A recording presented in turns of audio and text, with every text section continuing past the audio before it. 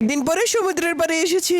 এক মিনিট, বিল্লুর বাবার সাথে এই মহিলা আবার কে? আজকে তো তোদের দুজনেরই খবর আছে। দাঁড়া শুধু তোরা। আমার সামনে আরেকটা মহিলার সাথে তুই ঘোরাফেরা করবি, এগুলো আমি কখনোই মেনে নিব না। এই খারাপ মহিলা, আগে তোকে পেটাবো আমি। আরে মা তো ওখানে ব্যস্ত আছে, আমি তাড়াতাড়ি করে গাড়ি থেকে অক্সিজেন সিলিন্ডারটা নিয়ে নেই। যতক্ষণ বাবাকে পেটাচ্ছে ততক্ষণ আমি সমুদ্রের ভেতর থেকে ঘুরে আসতে পারবো। এই তো আমি সমুদ্রের অনেক নিচে চলে এসেছি, আর সামনেই তো রয়েছে একটা ডিম। এই ডিমটা আমি বাসায় নিয়ে যাবো। তাড়াতাড়ি করে গাড়িতে বসে পড়ি। তাড়াতাড়ি করে গাড়িতে বসে পড়ো। আমরা এখানে আর এক মুহূর্তও থাকবো না, এখন আমরা বাসায় চলে যাবো। এখন বাসায় চলে যেতেও আমার কোনো আপত্তি নেই, কারণ আমার কাজ তো হয়ে গেছে আর আমরা তো বাসায়ও চলে এসেছি। এই দেখো, ডিম থেকে কত সুন্দর একটা মাছ বের হলো। এটা আমি সুইমিং পুলে ছেড়ে দিব।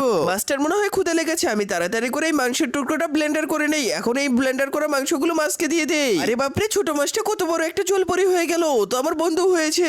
আরে বাপরে, কত সুন্দর একটা জলপরি। এই জলপরিটা তো আমার। সমুদ্রে অন্য মহিলা আর এখানে জলপরি। এই জলপরিকে এখনই আমি সমুদ্রে পাঠিয়ে দিয়ে আসছি। যা জলপরি, তুই সমুদ্রে যা। বন্ধুরা, আমি 2 দিন ধরে খাবার না খেয়ে আছি। প্লিজ তোমরা সবাই ভিডিওতে লাইক দিয়ে চ্যানেলটি সাবস্ক্রাইব